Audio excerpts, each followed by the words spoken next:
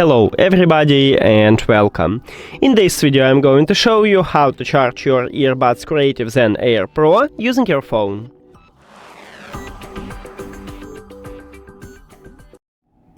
And basically we have a few options. The first one is to use a cable. And all you need to have is just USB-C to USB-C cable. But if your phone do not support USB-C, maybe you should have Lightning to USB-C or even micro USB to USB-C. Now connect USB-C cable to your phone.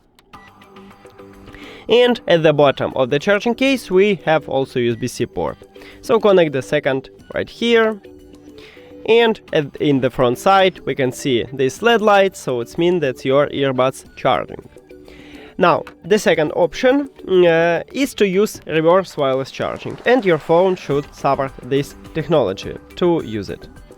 You need to enable it in the settings, and then you just put your earbuds at your phone, and we can see this LED light right here, so it's also charging.